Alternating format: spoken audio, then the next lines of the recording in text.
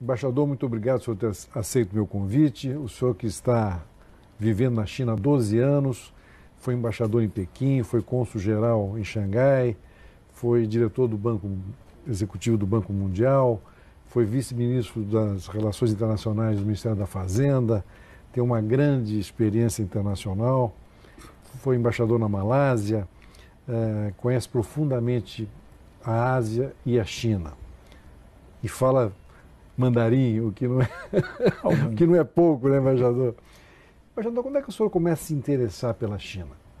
Eu fui, como você mencionou, vice-ministro do Ministério da Fazenda, de Assuntos Internacionais, durante quase 8 anos. Um período muito cansativo, porque foi o período que vieram todas aquelas crises financeiras, mas muito intenso e muito interessante também, porque o Brasil... Fernando Henrique, né? Isso, e o Brasil foi muito exitoso, né, na solução daqueles problemas que apareceram naquele momento. Mas eu achei que depois dali eu tinha que ter uma experiência que fosse intensa e completamente diferente daquela, e que me apresentasse a um mundo diferenciado. E um colega, que era embaixador na Malásia, me disse: eu estou saindo, por que você não vem para cá? Minha primeira reação foi: a Malásia, eu conheço tão pouco, eu sei tão pouco sobre a Malásia, mas fui. Cheguei em Kuala Lumpur, vi aquela economia crescendo a 7% ao ano. Nós vínhamos de um período muito conturbado e eu fiquei positivamente chocado em ver uma economia que crescia 7% ao ano. E ali fiquei 4 anos, na Malásia, assistindo o grande espetáculo do crescimento, como disse um dos nossos ex-presidentes, né? Mas depois que estava na Malásia, eu quis ver a matriz. A matriz era a China, era o crescimento na China. E aí pedi para ser cônsul em Xangai. Porque Xangai era um pouco a sede do setor financeiro na China, era onde havia muita atividade privada, e por isso eu fui para lá. Embaixador, o quanto mudou a China nesses últimos anos? E a primeira vez que eu fui à China, em 1987, uma parte de Xangai, que hoje a grande parte, onde se instala o sistema financeiro, ainda era uma área rural, né? E a China mudou completamente. O número de pessoas que saíram da pobreza é absolutamente impressionante. A maneira como a classe média ampliou o seu acesso ao consumo e melhorou o seu bem-estar é absolutamente impressionante.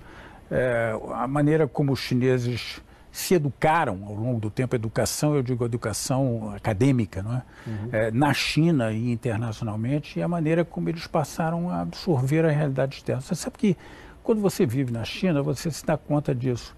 A cada 10 anos há um fosso profundo entre as gerações, porque quem viveu a Revolução Cultural dos anos 60, da China totalmente fechado, é completamente diferente de quem tem 20 e poucos anos hoje e já viveu numa China aberta. Eu costumo dizer que a China não é um país, é um vício, porque a gente sempre quer ver qual é o próximo passo. Ele se transforma de tal dimensão. Agora, o senhor falou na Revolução Cultural, que foram os anos 60, final dos 60, né, 70. Eu queria que o senhor explicasse um pouquinho o que foi aquilo, porque o Mao fez a Revolução e aprofundaram a Revolução, né? Ele vinha de uma outra experiência mal sucedida, né? Que é o chamado passo à frente, né? O Great Leap Forward. Uma experiência muito mal sucedida em que a população estava completamente desanimada e descrente. E a Revolução Cultural foi uma maneira de trazer um novo choque, digamos assim, à população. Mas foi uma loucura, né? E eu acho que a loucura maior foi fazer com que os chineses não tivessem mais acesso ao dinheiro. O chinês se move muito pelos ganhos financeiros, né? Pelos ganhos. A moeda é alguma coisa que motiva os chineses muito. E o dinheiro motiva os chineses. Eles gostam de negócios, né? Eles gostam de negócios, gostam de resultado. E a Revolução Cultural tirou isso deles. Mas, ao mesmo tempo, a Revolução Cultural foi uma mexida extraordinária, né? Em que todo o conhecimento foi praticamente abandonado em prol de uma unidade, de uma igualdade da população que, na verdade, resultou num nível de vida muito baixo. Até que veio Deng Xiaoping e disse: bom, mas nós estamos fazendo todo esse esforço. Final dos anos 70, né? Em 1978 veio Deng Xiaoping. A Revolução Cultural durou uns 10 anos, entre 60 e 70. Se estendeu um pouco mais, mas o tempo em que que a história, que os historiadores... Mas mataram muita gente, levaram gente para o interior, né? Mataram muita gente. A China vinha de um período anterior de muita fome, né? Muita fome. Além disso, houve ali uma duríssima perseguição política. houve a ideia de terminar com a cultura, né, desvalorizar as elites de toda a natureza, mas sobretudo as elites intelectuais. E com isso chegaram a um estado de igualdade que não aconteceu. Ou melhor, aconteceu, mas com todos na pobreza. Com todos na pobreza. Quer dizer, o Deng Xiaoping fez outra revolução. Né? O Deng Xiaoping, em 1978, ao se dar conta de que o resultado era todos na pobreza, então ele resolveu começar a abrir a China pelo sul. Ele começou a criar ali uma zona de livre comércio em que as empresas pudessem se instalar, muito inspirado, eu diria, na experiência de Singapura. Singapura era um país que também nos anos 60 não era nada e conseguiu se transformar muito rapidamente em 10, 20 anos, chamando o capital externo e se abrindo internacionalmente. E foi o que fez o Deng Xiaoping. Agora, essas duas Chinas, como é que elas convivem? Basicamente, ela convive esquecendo o passado. Os asiáticos, de uma maneira geral, mas os chineses em particular, eles olham o futuro. E o passado, porque o passado é doloroso, em primeiro lugar. Segundo, o passado não trouxe nada de positivo. Então, eles convivem simplesmente, o pacto entre o passado e o futuro é só olhar o futuro. Ou o pacto entre o passado e o presente é prestar atenção no futuro. Mas, obviamente, ainda existem as pessoas ou que viveram a Revolução Cultural ou que eram filhos dos que viveram a Revolução Cultural. E esses se lembram dos períodos em que havia pouca comida, em que comer porco era uma vez por semana, em quantidade muito pequena. Mas é uma coisa muito curiosa, eles comentam isso muito pouco com as novas gerações. Eles não comentam isso em casa, eles não comentam isso com os filhos. A ideia é dizer, mas nós agora estamos caminhando numa direção positiva. Vamos esquecer o passado. Agora, esse crescimento brutal da China, alguns anos 10% ao ano, 9% ao ano, agora 6 ou 7, né? Com aquela imensa economia, né? Aquilo dá uma angústia também? Viver numa economia que cresce a essas taxas por muito tempo é como estar permanentemente ligado na tomada, né? Você tem a sensação de que as coisas se transformam e a memória do passado desaparece muito rapidamente. Do passado recente, né? Porque os restaurantes que as pessoas frequentavam não existem mais, as lojas não existem mais, o consumo mudou completamente, a maneira de comprar as coisas mudou completamente. Eles estão digitalizados agora? Completamente digitalizados. A China é um país em que hoje em dia praticamente não circula moeda, né? Paga-se tudo com o telefone. É até curioso, porque nas grandes cidades até os mendigos têm um código de barra, porque como ninguém carrega mais cash, ninguém mais carrega dinheiro, como fazer para dar uma esmola, né? Então esses que ficam tocando dinheiro, tocando música nas ruas, ou que ficam pedindo... Quer dizer, não é uma figura de linguagem, é verdade? Não, é uma verdade, é uma verdade. A economia... Eu, quando cheguei à China, há 10, 12 anos atrás, as pessoas precisavam andar com grandes malas, né? Diziam que o Vuitton, o Gucci vendiam, era um lugar onde mais se vendia mala para homens, porque os homens carregavam aquela quantidade imensa de cash, né? Isso passou 10 anos atrás, uma sociedade em que ninguém carrega mais nem o dinheiro vivo, nem mesmo o cartão de crédito. Tudo é pago através do telefone. Só o celular. O celular é que resolve todos os problemas. E agora começa a evoluir para as pessoas que fazem compras nesses supermercados que têm reconhecimento facial, por exemplo, e que nem o celular talvez seja necessário. O problema é que essas transformações na China, elas vêm numa velocidade extraordinária. E a sociedade tem uma capacidade de se adaptar ao novo, como eu jamais vi. Em escola, todo mundo estudando inglês, quer dizer, mudou completamente, né? É engraçado isso, porque quem conviver, por exemplo, com um xangainês, eu vivo em Xangai, quem conviver com um xangainês na faixa de 70 anos, ou um pouco mais, ele mal falará mandarim. Porque naquela época, nas escolas, a língua que se utilizava era o xangainês. Depois, das boas coisas do regime do Partido Comunista foi unificar a língua que se usa nas escolas. Então, o sujeito de 30, as pessoas de 30, 40 anos já falam muito bom mandarim, mas tem pouco contato com as línguas estrangeiras. Quem tem de 20 a 30 anos ou menos que isso, já fala bem o inglês, porque as escolas ensinam bastante inglês. O que é o confucionismo para eles? O confucionismo é a base do comportamento chinês, eu diria. A noção básica do confucionismo é, primeiro, o respeito à autoridade, né? Segundo, a vida em família, a valorização da família. Terceiro, do ponto de vista governamental, algo importante: comanda uma elite. E se aquela elite não resolve a situação das pessoas, não propõe uma mudança positiva da realidade, muda-se a elite para uma outra elite. A China ainda vive o confucionismo no dia a dia das famílias, ou seja, os filhos têm um respeito solene pelos pais, pelo que dizem os pais. Muitos dos filhos dizem, até hoje, que não estudam exatamente o que gostariam de estudar na universidade, mas estudam o que os pais recomendam que eles estudem. Ou se casam em determinada época da vida porque os pais pedem que eles se casem. Uma sociedade extremamente moderna, mas tradicional ao mesmo tempo. Uma sociedade extraordinariamente disciplinada.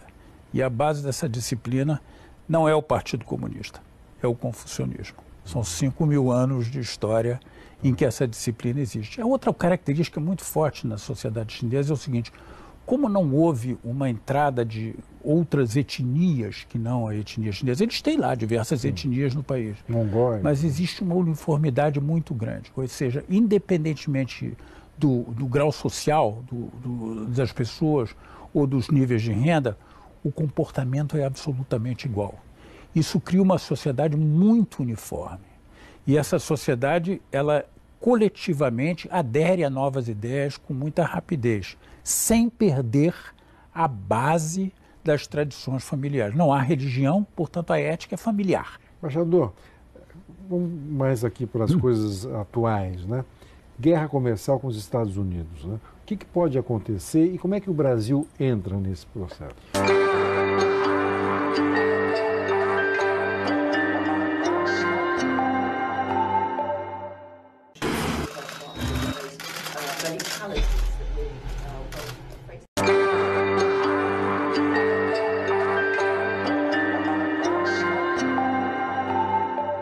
Embaixador, vamos mais aqui para as coisas atuais, né?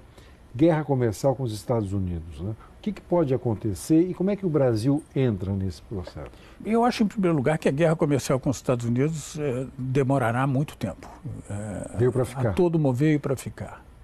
Veio para ficar porque, de alguma forma, o que os Estados Unidos estão questionando é o modelo chinês, é o resultado do modelo chinês. Uma coisa curiosa, quando a China entrou na OMC em 2001, a convicção generalizada era de que ela vai jogar o mesmo jogo que jogam os países que estão na OMC, que é o jogo fixado, Organização Mundial do Comércio, que é o jogo fixado pelos valores do capitalismo ocidental, da democracia aberta, e vai se transformar em um de nós, vai se transformar em um deles. A China, de fato, entrou e passou a jogar o jogo, mas trouxe o seu próprio baralho, né? E não se notou. Mas com o fato da China ter crescido, melhorado suas condições de vida, começado a ter acesso a altas tecnologias e a geração de tecnologia, desenvolvido a tecnologia digital possivelmente mais do que qualquer outro país, ela passou a ocupar um espaço maior, jogando ainda com regras que não são exatamente as regras que funcionam no Ocidente. Eles têm uma maneira peculiar de comerciar, de fazer o comércio. Eles não é só uma maneira de fazer o comércio. A economia tem uma presença extraordinária do setor público. Nós são mais de 100.000 empresas estatais. Todo o setor financeiro. Lá funciona o estatal? Funciona e funciona por uma razão muito simples, porque o estatal... A China nunca cria uma estatal para cuidar de um determinado tema ou de um determinado negócio. Ela sempre cria mais de uma. E deixa que a competição se estabeleça. Ou seja, as estatais, uma estatal chinesa não é estatal como nós concebemos, uma empresa monopolista, controlada pelo governo federal e que vai realizar certas ações. As estatais competem entre si. Mas voltando à guerra comercial. Voltando à guerra comercial, eu volto ao meu ponto original. Quais são os pontos básicos que os Estados Unidos questionam? Proteção da propriedade intelectual. 2, os subsídios. 3, uma presença muito forte do Estado na economia. Enfim, essas são as grandes questões em que eles acham que a China passa a ser um competidor diferenciado dos demais, com vantagens que os demais não têm. Mas é muito difícil mudar isso, porque para mudar isso seria mudar a própria essência do modelo chinês. E eu acho que os chineses têm demonstrado que eles querem encerrar a questão. Só que eles gostariam de encerrar a questão limitando-a ao contexto comercial. Mas eles sabem que não é isso que os Estados Unidos pretendem. O que os Estados Unidos questionam é todo o modelo. E o Brasil, embaixador, com a China? O Brasil, em relação à questão comercial, ou o Brasil com a China como um todo? Eu primeiro um pouco o Brasil sobre a questão comercial. A questão comercial, no curto prazo, nos trouxe ganhos. O comércio de soja, as exportações de soja aumentaram em torno de 30% o ano passado. Por causa dessa disputa. Por causa dessa disputa comercial. Mas há sempre o risco, porque se os grandes se acertam, em algum momento eles vão chegar a um comércio completamente administrado que pode nos colocar de fora. Ou seja, a guerra comercial não nos interessa de forma alguma. O Brasil é um parceiro relevante da China comercialmente, se você excluir. Tem uns 60 bilhões de dólares investidos aqui, mais ou menos. E hoje em dia é um parceiro na área de investimentos. O cálculo que se faz é esse, que são 60 bilhões de dólares aproximadamente que os chineses têm investidos aqui. E 1 trilhão no mundo, né? Mais ou menos. Não sei se chega a 1 trilhão no mundo, mas é uma quantia muito expressiva. Digamos então assim, a China exporta investimentos na faixa de 120 bilhões de dólares por ano. Em 10 anos dá alguma coisa na faixa de 1 trilhão. Em 10 anos em espaços americanos? Em PIB? Eu creio que sim. Os Estados Unidos voltaram a crescer, mas a taxas muito menores do que a China. A China ainda cresce a taxa de 6, 6,5%. A China ainda é o único país que tem metas de crescimento, né?